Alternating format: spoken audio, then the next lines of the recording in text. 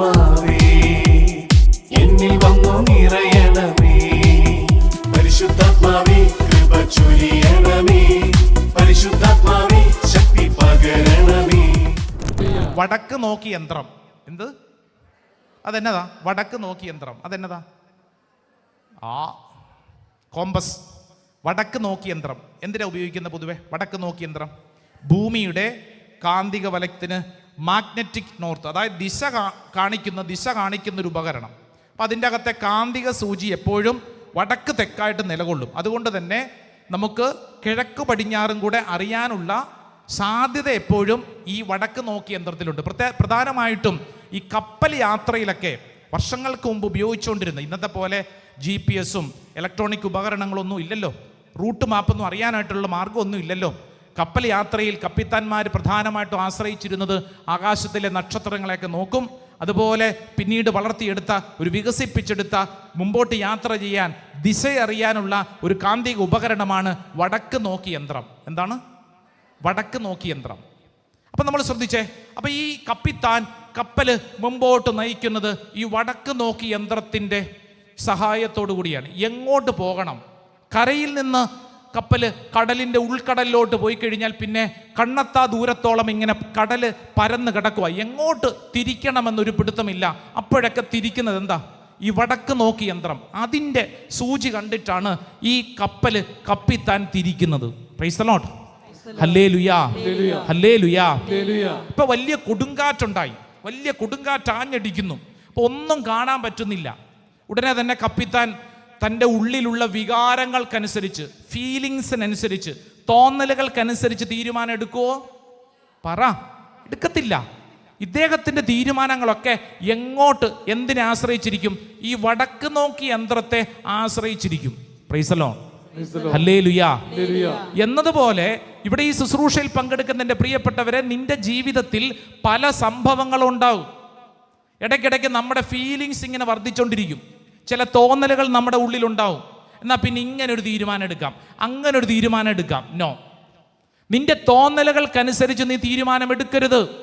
അടുത്തിരിക്കുന്ന ആളോട് പ്രത്യേകം പറഞ്ഞു കൊടുത്തേ, തോന്നലുകൾക്കനുസരിച്ച് തീരുമാനം എടുക്കരുത്. പറഞ്ഞുകൊടു. കാരണം കൂടെ പറഞ്ഞോ. എന്താ കാരണം? നീ തോന്നിവാസിയാവും. അതും കൂടെ പറഞ്ഞുകൂടും. നീ തോന്നിവാസിയാവും, അത് പറഞ്ഞുകൂടാ. അതാണ് കാരണം. നീ വെറും തോന്നിവാസിയാവാനല്ലെന്ന്. നിനക്ക് ഫീലിങ്സ് പലതും ഉണ്ടാവും. ഫീലിങ്സിനനുസരിച്ച് തീരുമാനം എടുക്കരുത്. അങ്ങനെ എടുത്താൽ നീ കരയേണ്ടി വരും. ഈ ഭൂമി ജീവിതം നമ്മളെ പഠിപ്പിച്ച ഏറ്റവും പ്രധാനപ്പെട്ട കാര്യം, തോന്നലുകൾ ഇഷ്ടം പോലെ ഉണ്ടാവും. തോന്നലുകൾക്കനുസരിച്ച് തീരുമാനമെടുക്കരുത്. തീരുമാനമെടുക്കുന്നത് വചനത്തിൽ ആശ്രയിച്ചായിരിക്കണം. ശ്രദ്ധിപ്പറ ഹല്ലേലൂയാ, ഹല്ലേലൂയാ. വചനത്തിൽ ആശ്രയിച്ച് നീ തീരുമാനം എടുത്താൽ നിന്നെ ആർക്കും തോൽപ്പിക്കാൻ പറ്റില്ല, നിന്നെ ആർക്കും വീഴ്ത്താൻ പറ്റില്ല. Praise the lord. ഹല്ലേലൂയാ. അതിനെന്താ ചെയ്യേണ്ടത്? ഈ വചനം നമ്മൾ അധരത്തിൽ പറയണം. വചനം പറയണം. ഹല്ലേലൂയാ. നമുക്കറിയാം, എല്ലാ ദിവസവും ഒരുപോലെയൊന്നും ആയിരിക്കണമെന്നില്ല. ചില ദിവസങ്ങളിലൊക്കെ വല്ലാണ്ട് മൂഡ് സ്വിങ്സ്, വല്ലാണ്ട് വിഷാദം, അസ്വസ്ഥത, ഭാരം ഒക്കെ ഉണ്ടാകും. ചിലപ്പോൾ തോന്നും ചത്താ മതി, ചിലപ്പോൾ തോന്നും എന്തിനാ ജീവിതം, എന്തിനാ ഇങ്ങനെ കഷ്ടപ്പെട്ടു, ഇതൊക്കെ തോന്നും. ഇതെല്ലാം വരും. മനുഷ്യരാണ്. നൂലിൽ കെട്ടിയിറക്കിയ മാലാഖമാരൊന്നും അല്ല നമ്മൾ. മനുഷ്യരാണ്. അടുത്തിരിക്കുന്ന ആളോട് പറഞ്ഞു, നീ മനുഷ്യരാണ്, നീ മനുഷ്യ സ്ത്രീയാണ്. നിനക്കിങ്ങനെ പലതും ഉണ്ടാവും, ഇങ്ങനെ ചിന്തകൾ. അപ്പോൾ ഇപ്പോൾ ഉദാഹരണത്തിന് ഒരു വ്യക്തിയുടെ ഉള്ളിൽ ഭയങ്കരമായ ഡിപ്രഷൻ, ഒന്നും ചെയ്യാൻ തോന്നുന്നില്ല, ഒരു ഉത്സാഹം തോന്നുന്നില്ല. അപ്പോൾ ഈ വ്യക്തി എന്ത് ചെയ്യണമെന്നറിയോ? ഹെബ്രായ ലേഖനം 13:5. ഏതാ വചനം? പറഞ്ഞേ. ഹെബ്രായ ലേഖനം 13:5. അറിയാവുന്നൊരു ഒച്ചത്തിൽ പറഞ്ഞേ. ഒച്ചത്തിൽ പറഞ്ഞേ.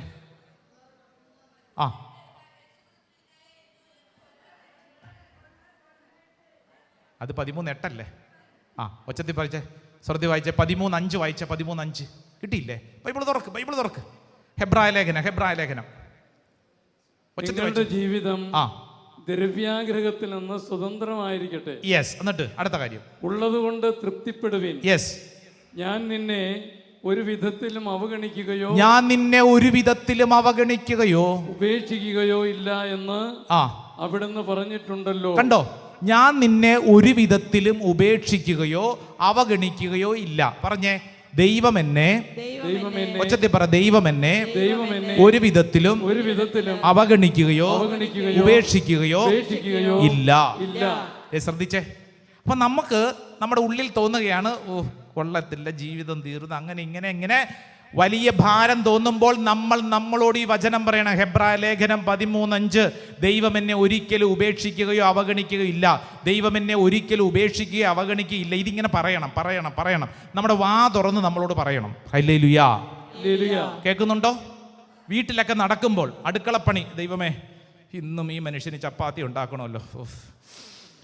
ചപ്പാത്തി പരത്തിക്കൊണ്ടിരിക്കുമ്പോൾ ആരെയാണ് പരത്തുന്നത്? സത്യം പറ. ഭർത്താവിനെ പരത്തോ? ഇതിയാൻ്റെ ചപ്പാത്തി. എൻ്റെ അവസ്ഥ ഇതിയാന് വല്ലോ മനസ്സിലാവുന്നുണ്ട്. അപ്പം നമ്മൾ എന്ത് പറയണം? ദൈവം എന്നെ ഒരിക്കലും അവഗണിക്കുകയോ ഉപേക്ഷിക്കുകയില്ല. ഇരിക്കട്ടെ ചപ്പാത്തി, രണ്ടെണ്ണം കൂടെ ഉണ്ടാക്കും. ഇച്ചിരി അതിൻ്റെ മുകളിൽ ഇച്ചിരി അതും കൂടെ ചെയ്തേക്ക്, ബട്ടറും കൊടുത്തേ. അതായത് ഇത് നമ്മൾ പറയണം. ഇല്ലെങ്കിൽ നീ നെഗറ്റീവ് അടിച്ച് മൊത്തം തീരും. നമ്മൾ നമ്മളോട് തന്നെ പറയണം. വീട്ടിൽ ഓരോ കാര്യങ്ങൾ ചെയ്യും. ദൈവമേ അങ്ങനെ ഒരിക്കലും ഉപേക്ഷിക്കുകയോ അവഗണിക്കുകയോ ഇല്ല. പറയണമെന്ന് വചനം പറയണം. ഹല്ലേലൂയാ, ഹല്ലേലൂയാ. രാവിലെ തൊട്ട് പല അമ്മമാരുടെ യുദ്ധം മക്കളോടാണ് അല്ലേ. എടാ അങ്ങനെ കിടക്കാതെ എഴുന്നേറ്റ് പോടാ. അവനവിടെ കിടക്കും. വല്ല മാറ്റമുണ്ടോ? ഒരു മാറ്റവും ഇല്ല. മകളോട് പറയും, എടി വന്ന് നീ ഇതൊക്കെ കഴുക്. വല്ല മാറ്റമുണ്ടോ? ഒരു മാറ്റവും ഇല്ല. വെറുതെ എനർജി കളയാതെ നമ്മൾ പറഞ്ഞുകൊണ്ട് നടക്കുക. ദൈവം എന്നെ ഒരിക്കലും അവഗണിക്കുക ഉപേക്ഷിക്കുകയില്ല. സമാധാനം ഉണ്ടാവും. വെറുതെ വീട്ടിൽ കിടന്നുകൊണ്ട് ബഹളം ഉണ്ടാക്കാതെ വചനം പറയുക. വചനം പറഞ്ഞാൽ നിന്റെ ഉള്ളിൽ വചനം പറയണം. അല്ലാതെ ഉള്ളിലുണ്ട് പോട്ടയിൽ പോയിട്ട് പറയാം, നോ. മറിച്ച് നമ്മുടെ ഉള്ളിൽ ഈ വചനം പറഞ്ഞുകൊണ്ടിരുന്നു കഴിഞ്ഞാൽ വചനം നിന്റെ ഉള്ളിൽ ഇത് വിത്താണ്. ഈ വിത്ത് ഇങ്ങനെ ഫലം പുറപ്പെടുവിക്കാൻ തുടങ്ങും. സ്വരമുയർത്തി പറ ഹല്ലേലൂയാ, ഹല്ലേലൂയാ, ഹല്ലേലൂയാ. ഇപ്പൊ ആരുടെയെങ്കിലും ഉള്ളിൽ തോന്നുവാണ് വലിയ കുറ്റബോധം. അയ്യോ എന്നാലും ഞാൻ ഈ പാപം ചെയ്തല്ലോ, എത്ര തവണ കുമ്പസാരിച്ച്, എന്നാലും ഈ പാപം ചെയ്തല്ലോ, ഇനി എനിക്ക് ജീവിതമില്ല, ഞാൻ തീർന്നു എന്നിങ്ങനെ വിഷമിച്ചിരിക്കാതെ യെശയ്യായുടെ പ്രവചനം 1:18 കേട്ടോ.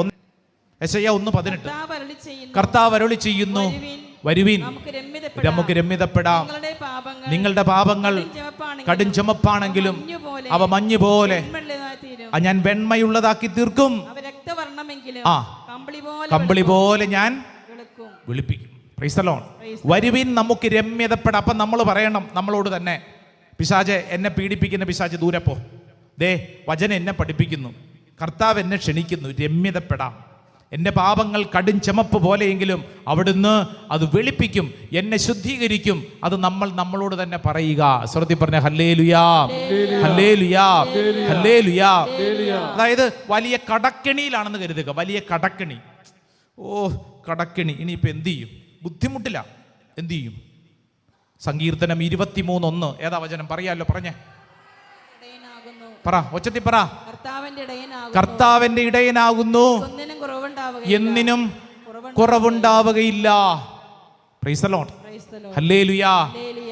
നമ്മളോട് തന്നെ പറയണം, വലിയ ഭാരം, വലിയ കടക്കണി, വലിയ അസ്വസ്ഥത, കർത്താവിന്റെ ഇടയനാകുന്നു, ഒന്നിനും എനിക്ക് കുറവുണ്ടാവുകയില്ല. 2 കരങ്ങൾ ഉയർത്തിപ്പിടിച്ച് ഒച്ചത്തി പറഞ്ഞേ, കർത്താവ് എൻ്റെ ഇടയനാകുന്നു, എനിക്ക് ഒന്നിനും കുറവുണ്ടാവുകയില്ല.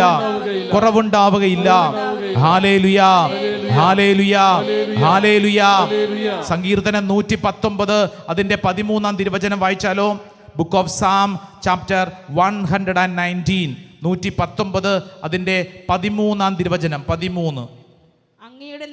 അങ്ങയുടെ നാവിൽ നിന്ന് പുറപ്പെടുന്ന ശാസനകളെ എന്റെ അധരങ്ങൾ പ്രഘോഷിക്കും എന്ന് പറഞ്ഞു കഴിഞ്ഞാൽ വചനം ഞാൻ പറയും, വചനം പറയണം, വചനം പ്രഘോഷിക്കണം.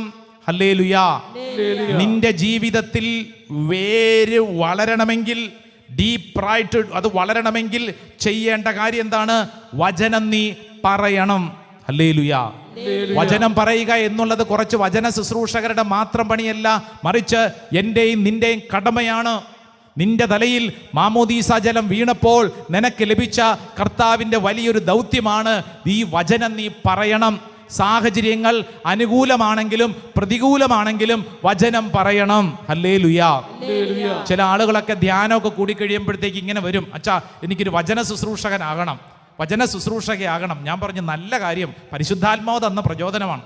അച്ഛാ ഇനി എന്നാണ് എനിക്കിവിടെ ഒരു അവസരം കിട്ടുന്നത്, എനിക്കിവിടെ പ്രസംഗിക്കണം. ഞാൻ പറയും ചേട്ടാ ചേച്ചി നമുക്ക് ആദ്യം ചെറുതായിട്ടത് പറഞ്ഞ് ശീലിക്കണ്ടേ. അല്ലച്ചാ എനിക്കതിനൊക്കെ പറ്റും, ഞാൻ ആദ്യം തന്നെ സ്റ്റേജിൽ കയറി പ്രസംഗം അല്ല. ആദ്യം തന്നെ എന്താ വേണ്ടത്? ആദ്യം തന്നെ നമ്മുടെ വീട്ടിൽ ജീവിത സാഹചര്യങ്ങളോട്. അപ്പം ചിലർ പറയും അച്ഛാ വീട്ടിൽ പറയാൻ പറ്റിയ സാഹചര്യമല്ല, വചനം പറയാനുള്ള സാഹചര്യം അനുകൂലമാണെങ്കിലും പ്രതികൂലമാണെങ്കിലും വചനം പറയണം. ഹല്ലേലൂയാ കേട്ടോ.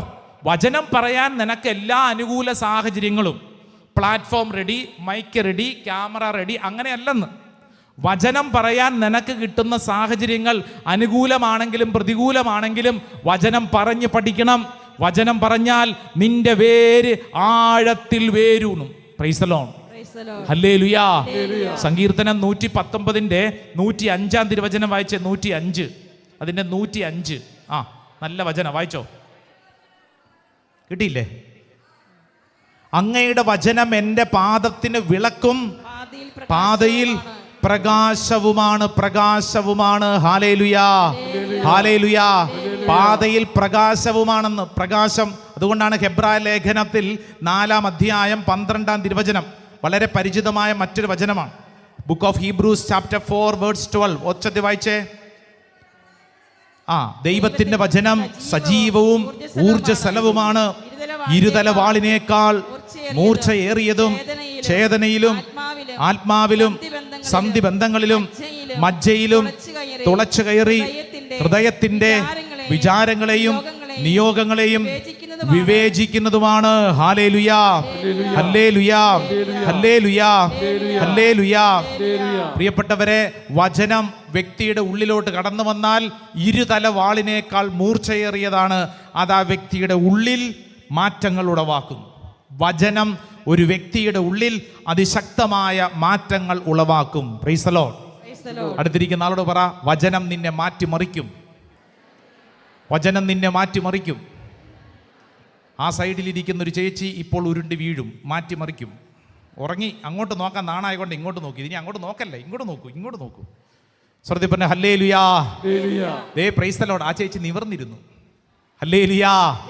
2 കരങ്ങൾ ഉയർത്തി നല്ല ഒച്ചത്തിൽ പറഞ്ഞ ഹല്ലേലൂയാ. ഹല്ലേലൂയാ. ഇരുതല വാളിനേക്കാൾ മൂർച്ചയേറിയതാണ്, അത് മാറ്റമുളവാക്കും. Praise the lord. ഹല്ലേലൂയാ. വർഷങ്ങൾക്ക് മുമ്പ് കേരളത്തിൽ വന്ന ഒരു ബ്രിട്ടീഷ് മിഷനറിയാണ് ബെഞ്ചമിൻ ബെയ്ലി. Benjamin Bailey. എന്താണ് പേര്? Benjamin Bailey. അദ്ദേഹത്തിൻ്റെ വലിയൊരു ആഗ്രഹമായിരുന്നു മലയാളത്തിലേക്ക് ഈ ബൈബിൾ ഒന്ന് തർജ്ജിമ ചെയ്യണം. പക്ഷേ ഇദ്ദേഹത്തിന് മലയാളം അറിയത്തില്ല. അപ്പം അതുകൊണ്ട് അദ്ദേഹം ഒരു നല്ല മലയാളം അറിയാവുന്ന ഭാഷാ പണ്ഡിതനെ അന്വേഷിച്ച് നടക്കുവാണ്. അങ്ങനെ അയാൾ അന്വേഷിച്ച് നടന്നപ്പോഴാണ് ചാന്തുമേനോൻ എന്ന് പറയുന്നൊരു വ്യക്തി. നിങ്ങളൊരു പക്ഷേ ചന്തുമേനോനെ കേട്ടിട്ടുണ്ടോ? പണ്ട് സ്കൂളിൽ പഠിച്ചിട്ടില്ലേ? ഏത്? ഇന്ദുലേഖയിലെ ചന്തുമേനോൻ. ആ ചന്തുമേനോനല്ല ഇത്. ചെങ്ങന്നൂരും ഒറ്റപ്പാലത്തൊക്കെ തഹസീൽദാറായിരുന്ന ഒരു ചാന്തുമേനോൻ. ഇദ്ദേഹം ഭാഷാ പടുവാണ്. മലയാളവും സംസ്കൃതവും ഒക്കെ നന്നായിട്ടറിയാം. നമ്മുടെ ബെഞ്ചമിൻ ബെയ്ലി എന്ന് പറയുന്ന വ്യക്തി ഈ ചാന്തുമേനോനെ കൂട്ടുപിടിച്ചു. എന്നിട്ട് ഇദ്ദേഹത്തോട് പറഞ്ഞു, നമുക്ക് മലയാളത്തിലേക്ക് ആദ്യമായി ബൈബിൾ വിവർത്തനം ചെയ്യാനുള്ള ശ്രമം ആരംഭിച്ചു. ചാന്തുമേനോൻ മറ്റൊരു മതസമൂഹത്തിൽ പെട്ടതാണ്.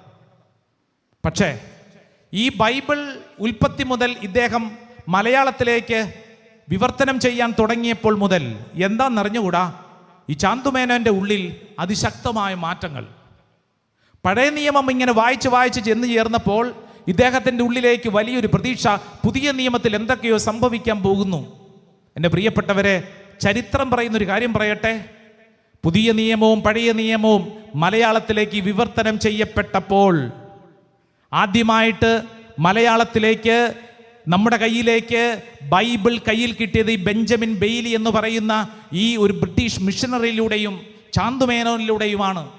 അങ്ങനെ നമ്മുടെ കയ്യിലേക്ക് മലയാളത്തിൽ ബൈബിൾ കിട്ടിയപ്പോൾ സംഭവിച്ചൊരു കാര്യം, ഇങ്ങനെ തർജിമ ചെയ്ത ഈ ചാന്തുമേനോൻ യേശു എന്ന് പറയുന്ന ഒരു വ്യക്തിയിലേക്ക് അങ്ങോട്ട് ഉടക്കി അദ്ദേഹത്തിൻ്റെ ജീവിതത്തിൽ യേശു എന്ന് പറയുന്ന വ്യക്തിക്ക് അത്രമേൽ സ്വാധീനം കടന്നു വന്നു. യേശു ക്രിസ്തുവിനെ രക്ഷകനും നാഥനുമായി ഈ ചാന്തുമേനോൻ സ്വീകരിച്ചു. നല്ല കയ്യടി കർത്താവായി ഈശോയ്ക്ക് കൊടുത്തേ. പോരെ നല്ല കയ്യടി കൊടുത്തേ. ഹല്ലേലൂയ. 1819 ഇദ്ദേഹവും പിന്നീട് 1831 നവംബർ മാസം 2-ാം തീയതിയിലേക്ക് എത്തിയപ്പോൾ ഇദ്ദേഹത്തിന്റെ കുടുംബവും യേശു ക്രിസ്തുവിനെ രക്ഷകനും നാഥനുമായി സ്വീകരിച്ചു. Price the Lord. ഹല്ലേലൂയ. ഇത് ചരിത്രമാണ്. ഗൂഗിളിൽ പരതിയാൽ കിട്ടും.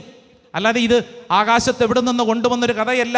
ചരിത്രം നമ്മുടെ മുമ്പിൽ ഇന്ന് നമ്മൾ വായിക്കുന്ന മലയാളം ബൈബിളിൻ്റെ പിന്നാമ്പുറത്തിൻ്റെ ആദ്യത്തെ താളിൽ എഴുതി വെച്ചിരിക്കുന്നൊരു കാര്യം, ജീവിതത്തിൽ സംഭവിച്ച കാര്യം.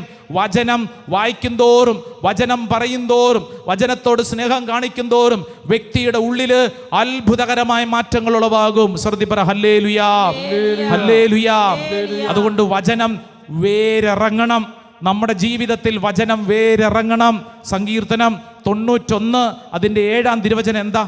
സങ്കീർത്തനം 91 അതിൻ്റെ 7-ാം തിരുവചനം. 91-ാം സങ്കീർത്തനം കാണാതറിയാലോ. അതിൻ്റെ 7-ാം തിരുവചനം നമ്മളൊന്ന് പറഞ്ഞേ. 7-ാം തിരുവചനം. നിന്റെ പാർശ്വങ്ങളിൽ ആയിരങ്ങൾ മരിച്ചു വീണേക്കാം, നിന്റെ വലതുവശത്ത് 10,000 എങ്കിലും നിനക്ക് ഒരനർത്ഥവും സംഭവിക്കില്ല. ഹല്ലേലൂയാ. ദേ, നിന്റെ വലതുവശത്ത് പലരും ഉരുണ്ടി വീഴും, ഇടതുവശത്ത് വീഴും, പക്ഷേ യു വിൽ സ്റ്റാൻഡ് സ്ട്രോങ്. നീ സ്ട്രോങ് ആയിട്ടിരിക്കും. കാരണം നിന്റെ വേര് ആഴത്തിൽ വളർന്നിട്ടുണ്ട്. നീ വചനത്തിൽ വേരുറപ്പിക്കപ്പെട്ട വ്യക്തിയാണ്. ചുറ്റുവട്ടത്ത് പലതും സംഭവിക്കും. ഹല്ലേലൂയാ. നിന്റെ വേര് ആഴത്തിൽ വളരണം. കൊളോസസ് ലേഖനം 2-ാം അധ്യായം 6-7 തിരുവചനം. സെന്റ് പോൾസ് ലെറ്റർ ടു കൊളോസിയൻസ് ഒന്ന് തുറന്ന് വായിച്ചേ. കൊളോസസുകാർക്ക് എഴുതിയ ലേഖനം 2-ാം അധ്യായം 6-7 തിരുവചനം. 6-7 2-ാം അധ്യായം 6-7 വായിക്കാം. കർത്താവായ യേശു ക്രിസ്തുവിനെ നിങ്ങൾ സ്വീകരിച്ചിരിക്കുന്നതിനാൽ അവനിൽ ജീവിക്കുവിൻ. അടുത്ത വചനം വായിച്ചോ. അവനിൽ വേരുറപ്പിക്കപ്പെട്ടും പണിതുയർത്തപ്പെട്ടും നിങ്ങൾ സ്വീകരിച്ച വിശ്വാസത്തിൽ ദൃഢത പ്രാപിച്ചുകൊണ്ട് അനർഗളമായ കൃതജ്ഞതാ പ്രകാശനത്തിൽ മുഴുകുവിൻ. അവനിൽ വേരുറപ്പിക്കപ്പെട്ട് പറഞ്ഞേ, വാക്ക് പറഞ്ഞേ, വേരുറപ്പിക്കപ്പെട്ട്. ഹല്ലേലൂയാ, ഹല്ലേലൂയാ. ലൂക്കാ സുവിശേഷം 8-ാം അധ്യായം അതിൻ്റെ 15-ാം തിരുവചനം. ലൂക്കാ 8:15 നമുക്ക് വളരെ പരിചിതമായ ഒരു സംഭവമാണ്. ഇതാ ഈശോ നമ്മളോട് പറയാണ്. എന്താ പറയണമെന്നറിയോ? ലൂക്കാ 8-ാം അധ്യായം അതിൻ്റെ 15-ാം തിരുവചനം. 8:15. നല്ല നിലത്ത് വീണതോ വചനം കേട്ട് ഉത്കൃഷ്ടവും നിർമ്മലവുമായ ഹൃദയത്തിൽ അത് സംഗ്രഹിച്ച് ക്ഷമയോടെ ഫലം പുറപ്പെടുവിക്കും. നല്ല നിലത്ത് വീണ വിത്ത് വചനമാണ്. ഈ വിത്ത് നിന്റെ ഉള്ളിൽ വീണാൽ അത് 100 മേനി ഫലം പുറപ്പെടുവിക്കും. എഫേസസ് ലേഖനം 3-ാം അധ്യായം 17-ാം തിരുവചനം തുറന്നാലോ, വായിച്ചേ. Saint Paul's letter to Ephesians chapter 3 verse 17. 17-ാം തിരുവചനം. വിശ്വാസം വഴി ക്രിസ്തു നിങ്ങളുടെ ഹൃദയങ്ങളിൽ വസിക്കണമെന്നും നിങ്ങൾ സ്നേഹത്തിൽ വേരുപാകി അടിയുറയ്ക്കണമെന്നും ഞാൻ പ്രാർത്ഥിക്കുന്നു. പൗലോസ്ലീഹയുടെ പ്രാർത്ഥനയാണ്. ക്രിസ്ത്യാനികളെ, നിങ്ങളുടെ ജീവിതം വേരുപാകപ്പെടണം, വചനത്തിൽ വേരുപാകപ്പെടണം. ഒച്ചത്തിൽ പറ ഹല്ലേലൂയാ. അതുകൊണ്ടാണ് യാക്കോബ് ശ്ലീഹയുടെ ലേഖനം ഒന്ന് തുറന്നേ. ബുക്ക് ഓഫ് ജെയിംസ്, യാക്കോബ് ശ്ലീഹയുടെ ലേഖനം 1-ാം അധ്യായം അതിൻ്റെ 21-ാം തിരുവചനം. 1-ാം അധ്യായം 21-ാം തിരുവചനം.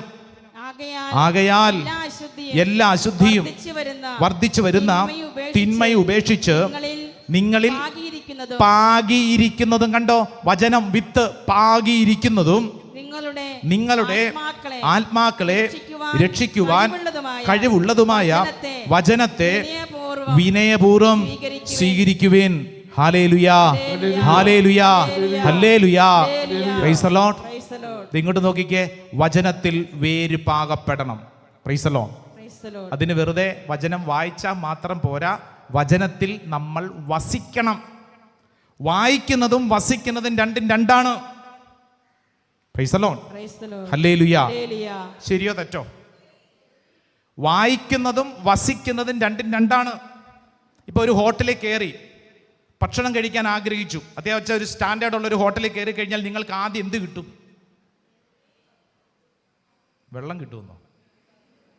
ആദ്യം വെയിറ്റർ കൊണ്ട് എന്ത് തരും? മെനു കാർഡ് കൊണ്ട് തന്നു. മെനു പലതും വായിച്ചാൽ മനസ്സിലാകത്തില്ല, എന്നാലും നമ്മുടെ ഇരിപ്പ് ഇതെല്ലാം അറിയാവുന്ന പോലെ ആയിരിക്കുമല്ലോ, അല്ലേ? ശ്രദ്ധിച്ചിട്ടില്ലേ?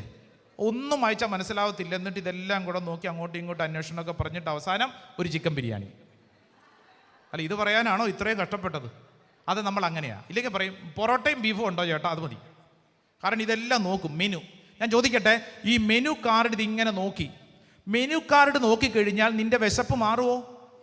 നീ അത് വായിച്ചു വിശപ്പ് മാറുമോ? വിശപ്പ് മാറണമെങ്കിൽ എന്ത് സംഭവിക്കണം? ഈ മെനു കാർഡിലുള്ളത് നീ നോക്കിയിട്ട് അത് ഓർഡർ ചെയ്തിട്ട് ആ ഭക്ഷണം നിന്റെ മുമ്പിൽ വരും, അത് നീ ഭക്ഷിക്കണം. അതൊരു പ്രധാനപ്പെട്ട കാര്യമാണ്. അല്ലാതെ മെനു കാർഡ് കയ്യിലുണ്ട്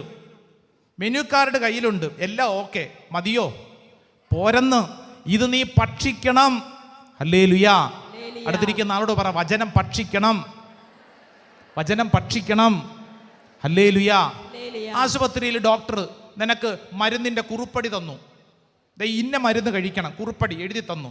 ഡോക്ടർ എഴുതുന്നത് നമുക്ക് വായിക്കാൻ അറിഞ്ഞുകൂടല്ലോ. അത് പിടിച്ചു. ഇത് പിടിച്ചോണ്ടിരുന്നു കഴിഞ്ഞാൽ നിന്റെ രോഗം മാറുമോ? ഇനി എന്ത് ചെയ്യണം? ഈ കുറിപ്പടി നീ മെഡിക്കൽ ഷോപ്പിൽ കൊണ്ടുചെന്ന് അവിടുന്ന് മരുന്ന് വാങ്ങി നീ അത് ഭക്ഷിക്കണം, നീ അത് കഴിക്കണം. ഹല്ലേലൂയാ. നിങ്ങൾക്ക് ഇപ്പോഴും ഒരു സ്ഥലം വരെ പോകണം. നിങ്ങൾ ഗൂഗിളിൽ റൂട്ട് മാപ്പ് നോക്കി കണ്ടു, 3/4 മണിക്കൂർ എത്തും. എത്തിയോ? ഇല്ല. ഇനി എന്ത് ചെയ്യണം? നമ്മൾ എത്താൻ വേണ്ടി വണ്ടി പോകണം. അല്ലാതെ റൂട്ട് മാപ്പ് നോക്കിയതോടുകൂടി അവിടെ എത്തത്തില്ല. എന്നുള്ളത് പോലെ വചനം നിന്റെ കയ്യിലുണ്ട് എന്ന് പറഞ്ഞ് നടന്നാൽ പോരാ, ഈ വചനം നീ ഭക്ഷിക്കണം. സ്വരത്തിൽ പറ ഹല്ലേലൂയാ, ഹല്ലേലൂയാ. അതുകൊണ്ടാണ് യോഹന്നാന്റെ സുവിശേഷം 8-ാം അധ്യായം അതിന്റെ 31-ാം തിരുവചനം, saint John's gospel chapter 8 verse 1 chapter 8 verse 31, 8-ാം അധ്യായം 31-ാം തിരുവചനം വായിച്ചാലോ? തന്നിൽ വിശ്വസിച്ച യഹൂദരോട് യേശു പറഞ്ഞു, എന്റെ വചനത്തിൽ നിലനിൽക്കുമെങ്കിൽ നിങ്ങൾ യഥാർത്ഥത്തിൽ എന്റെ ശിഷ്യരാണ്. നിങ്ങൾ വചനത്തിൽ നിലനിൽക്കണം. വചനം നിന്റെ ഉള്ളിലോട്ട് കടന്നു വരണം. വചനം നീ സ്വീകരിക്കണം. സ്വരമുയർത്തി പറ ഹല്ലേലൂയാ. വെറുതെ വചനം കയ്യിലുണ്ട് എന്ന് പറഞ്ഞ് നടന്നിട്ട് കാര്യമില്ല. വചനത്തിൽ വസിക്കണം. വചനം നീ ഭക്ഷിക്കണം. വചനം നിന്റെ അധരത്തിൽ ഉണ്ടായിരിക്കണം. 2 തിമോത്തിയോസ് 3-ാം അധ്യായം അതിൻ്റെ 16-17 വചനം ഒന്ന് വായിച്ചേ. Saint Paul's letter to Timothy chapter 3, തിമോത്തിയോസിന് എഴുതിയ 2-ാം പുസ്തകം അതിൻ്റെ 3-ാം അധ്യായം 16-17 തിരുവചനം ഒന്ന് വായിച്ചാലോ? വായിച്ചോ. നല്ല വചന വായിച്ചോ. വിശുദ്ധ ലിഖിതമെല്ലാം ദൈവനിവേശിതമാണ്. അവ പ്രബോധനത്തിലും ശാസനത്തിനും തെറ്റുതിരുത്തലിനും നീതിയിലുള്ള പരിശീലനത്തിനും ഉപകരിക്കുന്നു. ഇതുവഴി ദൈവഭക്തനായ മനുഷ്യൻ പൂർണ്ണത വരിക്കുകയും എല്ലാ നല്ല പ്രവർത്തികളും ചെയ്യുന്നതിന് പര്യാപ്തനാവുകയും ചെയ്യുന്നു. ഹല്ലേലൂയാ, ഹല്ലേലൂയാ, ഹല്ലേലൂയാ. ചാടി എഴുന്നേറ്റ് നിന്നേ, എല്ലാവരും ചാടി എഴുന്നേറ്റ് നിന്നേ. വലതും ഇടതും ഇരിക്കുന്ന ആത്മാവിനെ ഒന്ന് കൈ പിടിച്ചൊന്ന് എഴുന്നേൽപ്പിച്ചോ. ചിലതിന് കുറേ നേരം ഇരുന്ന് കഴിഞ്ഞപ്പോൾ ഒരു ക്ഷീണം, വേര് നന്നായിട്ട് പാകിപ്പോയി, അതവിടെ ഇരുന്ന് പോയി, വേര് ഉറപ്പിക്കപ്പെട്ടു. അതിനെ ഒന്ന് പിടിച്ചെഴുന്നേൽപ്പിക്കൂ. 2 കരങ്ങൾ സ്വർഗത്തിലേക്ക് ഉയർത്തിപ്പിടിച്ചേ. എന്നെ പ്രിയരെ, ഈ ശുശ്രൂഷ സമയത്ത് ദൈവത്തിൻ്റെ ആത്മാവ് നമ്മളോട് പറയുന്നു, നമ്മൾ കാറ്റിൽ വീണു പോകാതിരിക്കാൻ, പ്രതിസന്ധികൾ ആടിയുലഞ്ഞ് ഉരുണ്ട് വീഴാതിരിക്കാൻ നീ നന്നായി വേര് പാകപ്പെടണം. വചനത്തിൽ വേര് പാകപ്പെടണം. ഇതാ നിന്നെ കർത്താവ് ക്ഷണിക്കുന്നത് ഈ കൃപയ്ക്കാണ്. സങ്കീർത്തനം 1-ാം അധ്യായം 3-ാം വചനം പഠിപ്പിക്കുന്നത് പോലെ നീ ആറ്റുതീരത്ത് നട്ട ഒരു വൃക്ഷമാണ്. ഇല കൊഴിയപ്പെടാതെ വേനൽക്കാലത്തും ഫലം തരുന്ന നല്ല പച്ചമരം. 2 കരങ്ങൾ ഉയർത്തിപ്പിടിച്ചോ. ഒരു ക്രിസ്ത്യാനിക്കുള്ള വലിയൊരു കൃപയെക്കുറിച്ചാണ് വചനം പഠിപ്പിക്കുന്നത്. 2 കരങ്ങൾ ഉയർത്തിപ്പിടിച്ച് കണ്ണുകളടച്ച് എൻ്റെ പ്രിയരെ, വചനം വായിക്കാൻ, വചനം ധ്യാനിക്കാൻ, വചനം പാലിക്കാനുള്ള വലിയൊരു തീരുമാനം. ഒരുപക്ഷെ ഈ ശുശ്രൂഷ സമയത്ത് ചിലര് നാളുകളായി വചനം തുറക്കാത്തവരുണ്ട്. അങ്ങനെയുള്ളവർ തീരുമാനങ്ങൾ എടുക്കണം. ഒരുപക്ഷെ ചില സമയങ്ങളിൽ വചനം വായിക്കാൻ വലിയ താല്പര്യമൊക്കെ ഉണ്ടായിരുന്നു, നഷ്ടപ്പെട്ടു പോയവരുണ്ട്. വചനം ജീവിതത്തിൽ തുറക്കാത്തവരുണ്ട്. ശ്രദ്ധിച്ചോ, വചനം വായിക്കാൻ, ധ്യാനിക്കാൻ, നിന്റെ അധരത്തിൽ അത് പറയാനുള്ള തീരുമാനം. വചനത്തിൽ വസിക്കാനുള്ള തീരുമാനം. രണ്ട് കരങ്ങൾ സ്വർഗത്തിലേക്ക് ഉയർത്തിപ്പിടിച്ച് യേശുവേ എന്ന് വിളിച്ച് എല്ലാ ദൈവജനവും ഒന്ന് സ്തുതിച്ചൊന്ന് പ്രാർത്ഥിച്ച് നാവ് തുറന്നൊന്ന് പറഞ്ഞ് ഈശോയെന്നൊന്ന് വിളിച്ച് ദൈവത്തിന്റെ ശക്തി ഓരോ പ്രാർത്ഥിക്കുന്ന വ്യക്തികളിലേക്കും അത്ഭുതകരമായിട്ട് വെളിപ്പെടട്ടെ. ഒരു പുതിയ അഭിഷേകം വെളിപ്പെടട്ടെ. എല്ലാ തടസ്സങ്ങളും മാറ്റട്ടെ. ദൈവശക്തി വെളിപ്പെടട്ടെ. കർത്താവേ, ശുശ്രൂഷ സമയത്ത് വചനത്തോടുള്ള ദാഹം നൽകണമേ. ആരാധന ആരാധന ആരാധന ആരാധന ആരാധന. കർത്താവേ, സ്തുതിക്കുന്നു സ്തുതിക്കുന്നു സ്തുതിക്കുന്നു. പിതാവിന്റെയും പുത്രന്റെയും പരിശുദ്ധാത്മാവിന്റെയും നാമത്തിൽ ആമേൻ. ഉച്ചത്തിൽ പറഞ്ഞേ ആമേൻ ആമേൻ ആമേൻ. നമുക്കെല്ലാവർക്കും മുട്ടുകുത്താം. പ്രിയപ്പെട്ടവരെ, പരിശുദ്ധാരാധനയിൽ നമ്മൾ പ്രാർത്ഥിക്കാൻ പോവാണ്. ദൈവത്തിൻ്റെ അതിശക്തമായ കൃപ ഈ ശുശ്രൂഷ സമയത്ത് വെളിപ്പെടാൻ നമ്മൾ നന്നായിട്ട് പ്രാർത്ഥിക്കണം. പരിശുദ്ധാരാധനയുടെ സമയമാണ്. അത്ഭുതകരമായ രോഗശാന്തികൾ, വിടുതലുകൾ സംഭവിക്കുന്ന സമയം. അപ്പം അതുകൊണ്ട് നന്നായിട്ട് പ്രാർത്ഥിക്കണം. ഓൺലൈനിലൊക്കെ പങ്കെടുക്കുന്നവർ, ദൂരങ്ങളിലായിരിക്കുന്നവർ, നിങ്ങളായിരിക്കുന്ന ഇടങ്ങളിൽ പ്രാർത്ഥിക്കാനുള്ള വലിയൊരു തീരുമാനം. സാധിക്കുന്നവരെല്ലാവരും മുട്ടുകുത്തി കരങ്ങൾ കൂപ്പി നമുക്ക് ഒരുമിച്ച് പാടി പ്രാർത്ഥിക്കാം. കണ്ണുകളടച്ച് കരങ്ങൾ കൂപ്പി ജെറമിയായുടെ പ്രവചനം 17-ാം അധ്യായം 7-ാം തിരുവചനം. കർത്താവിൽ ആശ്രയിക്കുന്നവൻ അനുഗ്രഹീതൻ, അവൻ്റെ പ്രത്യാശ അവിടുന്ന് തന്നെ. തുടർന്നുള്ള വചനം ഇങ്ങനെയാണ്: അവൻ ആറ്റുതീരത്ത് നട്ട മരം പോലെയാണ്, അത് വെള്ളത്തിലേക്ക് വേരൂന്നിയിരിക്കുന്നു, അത് വേനൽക്കാലത്തെ ഭയപ്പെടുന്നില്ല, അതിൻ്റെ ഇലകൾ എന്നും പച്ചയാണ്, വരൾച്ചയുടെ കാലത്തും അതിന് ഉത്കണ്ഠയില്ല, അത് ഫലം നൽകിക്കൊണ്ടേയിരിക്കും. എൻ്റെ പ്രിയപ്പെട്ട മകനെ, മകളെ, ഈ അൾത്താരയുടെ മുമ്പിൽ നിൽക്കുമ്പോൾ ഈ വചനം നിന്നിൽ സംഭവിക്കട്ടെ. നിന്റെ ജീവിതം ആറ്റുതീരത്ത് നട്ട മരം പോലെയാണ്. നിന്റെ വേര് വചനത്തിൽ അത് പാകപ്പെട്ടിരിക്കുകയാണ്. നിന്നെ ഒരു കാരണവശാലും ഒന്നിനും നിന്നെ കീഴ്പ്പെടുത്താൻ പറ്റില്ല. വേനൽക്കാലത്തെ ഭയപ്പെടേണ്ട, ഒരു കാലത്ത് നീ ഉത്കണ്ഠപ്പെടേണ്ട. നിന്റെ ജീവിതം എന്നും പച്ചയായിരിക്കും, അത് ഫലം നൽകിക്കൊണ്ടിരിക്കും. ഓരോ വ്യക്തിയും വിശ്വസിച്ച് അത് ഏറ്റെടുക്കണം. കർത്താവേ, ഈ ആരാധന സമയത്ത് ഞാൻ അത് ഏറ്റെടുക്കുകയാണ്. എൻ്റെ ജീവിതത്തിൽ അത് സംഭവിക്കപ്പെടട്ടെ. കർത്താവ്, ഈ വചനം എൻ്റെ ജീവിതത്തിൽ സംഭവിക്കപ്പെടട്ടെ. ഒരു പുതിയ അഭിഷേകമായി കർത്താവ് എന്നിൽ ഇത് സംഭവിക്കപ്പെടട്ടെ. പ്രാർത്ഥിക്കുന്ന എൻ്റെ പ്രിയപ്പെട്ട സഹോദര സഹോദരി, നമ്മുടെ ശരീരത്തിൻ്റെ മേൽ ഈ വചനത്തിൻ്റെ അഭിഷേകം വെളിപ്പെടാൻ നമ്മൾ പ്രാർത്ഥിക്കുകയാണ്. രണ്ട് കരങ്ങൾ ശിരസിൽ കമഴ്ത്തി വെച്ചോ. ശിരസ് മുതൽ ഉള്ളങ്കാൽ വരെ നിങ്ങൾ അനുഭവിക്കുന്ന അനേക ശാരീരിക രോഗപീഠകളുണ്ട്, അത് സമർപ്പിച്ച് പ്രാർത്ഥിച്ചോ. തലയ്ക്ക് വേദന, തലയ്ക്ക് ഭാരം, തലയിൽ എന്തോ കയറ്റിവെച്ചതുപോലുള്ള അവസ്ഥ ഉള്ളവരുണ്ട്, പ്രാർത്ഥിച്ചോ. ബ്രെയിൻ സംബന്ധമായ രോഗങ്ങൾ, ഏതെങ്കിലും വീഴ്ചയുടെ ഭാഗമായിട്ടുണ്ടായ രോഗപീഠകൾ ഉള്ളവരുണ്ട്, സമർപ്പിച്ചോ. കർത്താവേ, അങ്ങെന്നിൽ ഇടപെടണമേ. തലവേദന, ശക്തമായ തലവേദന, തലകുത്തി വേദന, അസ്വസ്ഥത, മൈഗ്രെയിൻ രോഗപീഠകൾ, കർത്താവെ, സൈനസ് രോഗപീഠകൾ സമർപ്പിക്കുന്നു. മൂക്ക്, നാസാരന്ധ്രം, ശ്വാസം മുട്ടൽ, മൂക്കിൽ ദശ വളരുന്ന രോഗങ്ങൾ കർത്താവെ സമർപ്പിക്കുന്നു. ശ്വാസതടസ്സം കർത്താവ് എടുത്ത് മാറ്റട്ടെ.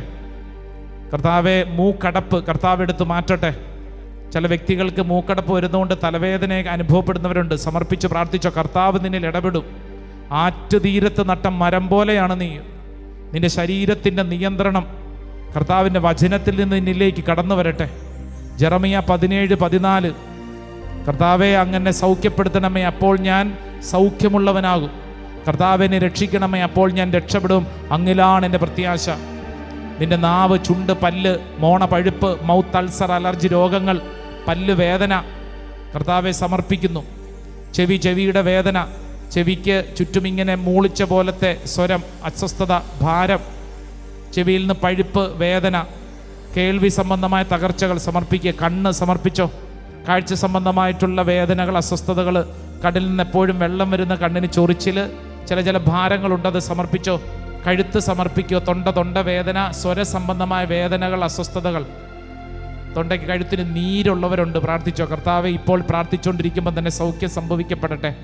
തൈറോയ്ഡ് രോഗപീഠകൾ, ത്രോട്ട് ഇൻഫെക്ഷൻസ്, സ്വര സംബന്ധമായ രോഗങ്ങൾ, എന്തെങ്കിലും ഭക്ഷണം കഴിച്ചതിൻ്റെയൊക്കെ ഭാഗമായിട്ടുണ്ടായ അസ്വസ്ഥതകൾ, ഭാരങ്ങൾ സമർപ്പിച്ചോ.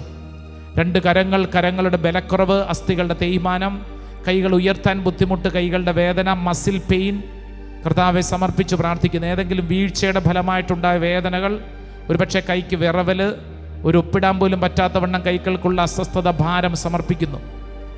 നെഞ്ചിൻ്റെ വേദന, ശ്വാസം മുട്ടൽ, നെഞ്ചിലെന്തോ കയറ്റി വെച്ചതുപോലുള്ള അവസ്ഥ, ഗ്യാസ് ട്രബിൾ രോഗപീഠകൾ, ഹാർട്ട് സംബന്ധമായ ചെറുതും വലുതുമായ രോഗങ്ങൾ, ലങ്സ്, ശ്വാസകോശം, പ്രത്യേകിച്ച് കിഡ്നി, ലിവർ ഫങ്ഷൻസ്, കരൾ രോഗങ്ങൾ സമർപ്പിക്കുക.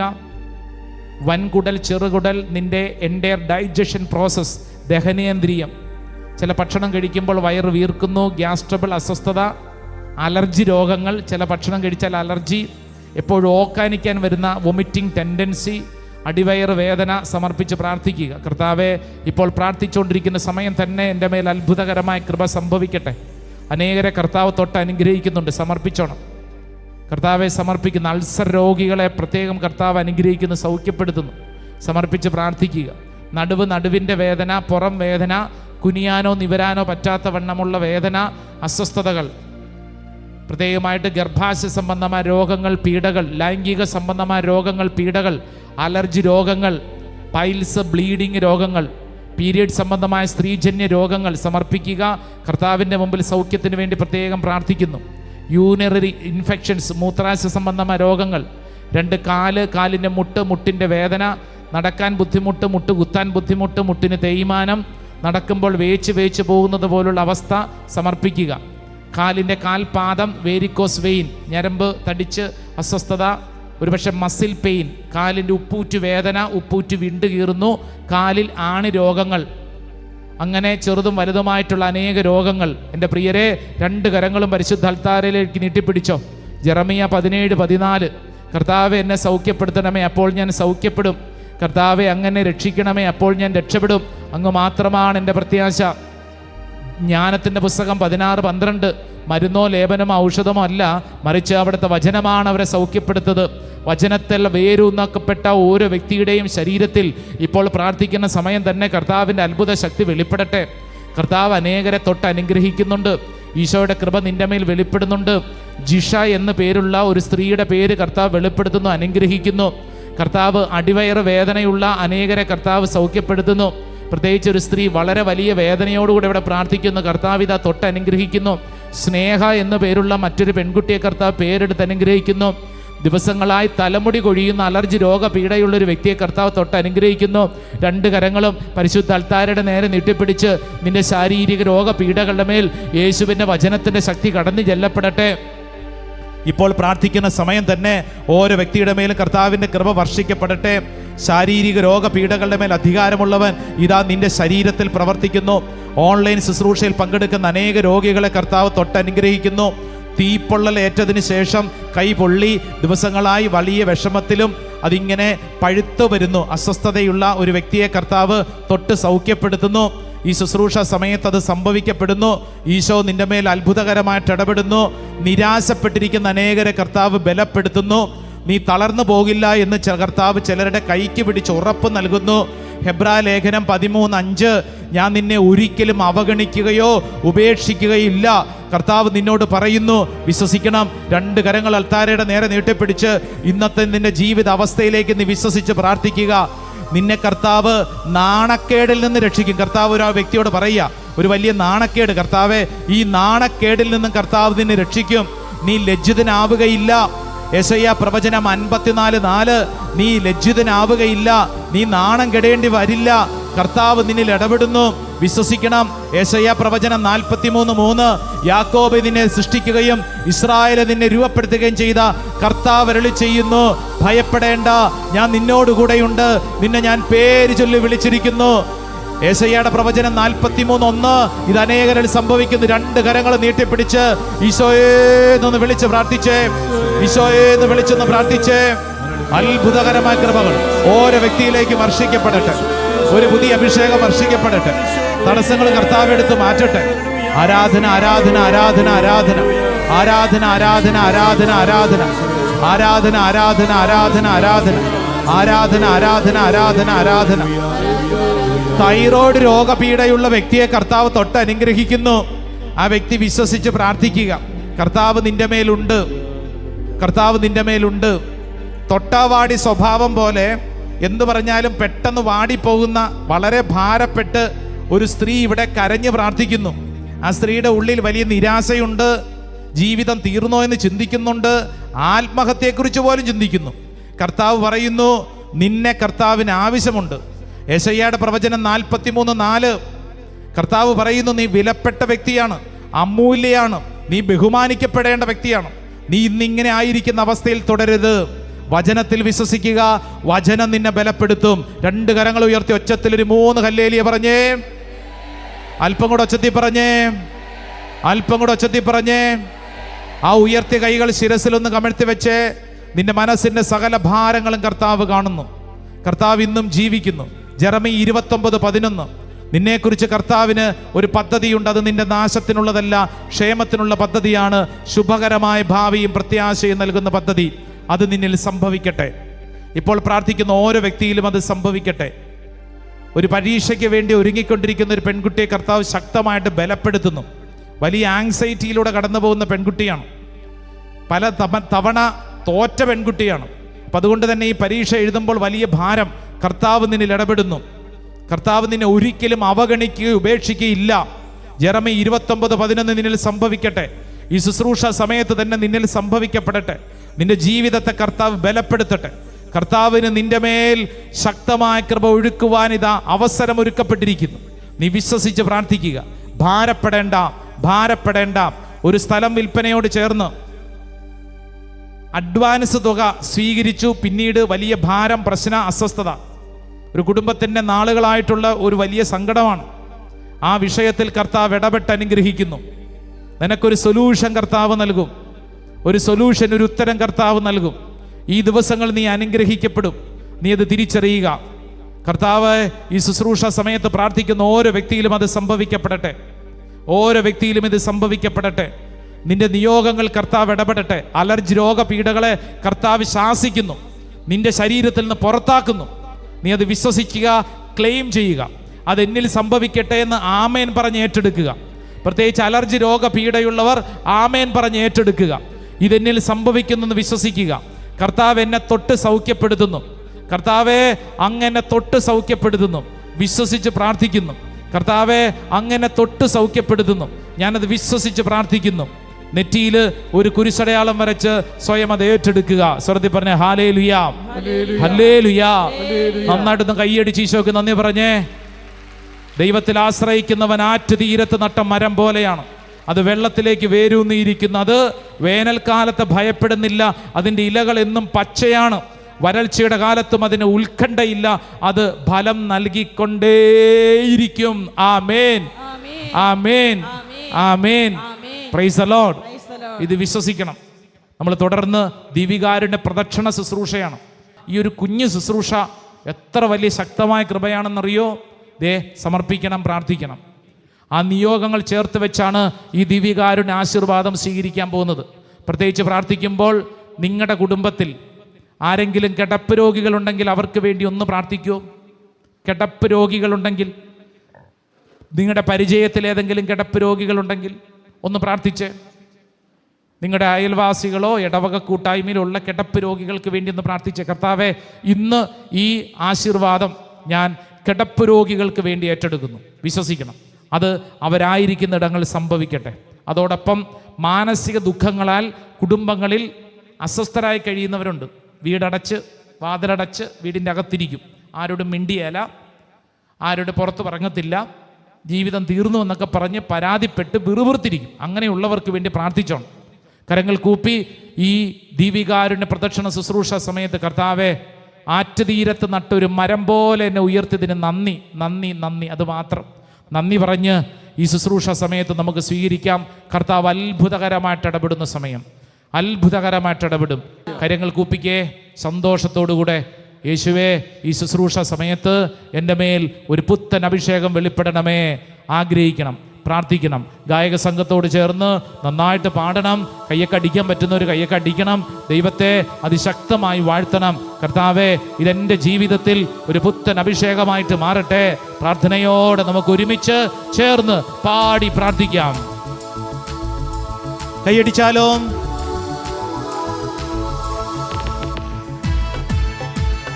ശക്തിയോടെ. ആമേൻ.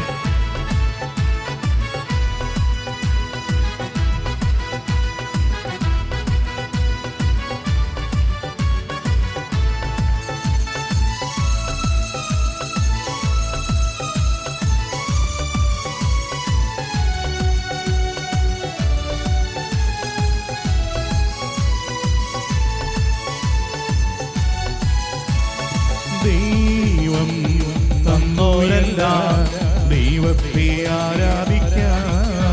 ആമേൻ. ദൈവം ഉയർത്തി നമ്മെ, ദൈവത്തെ ആരാധിക്കാം.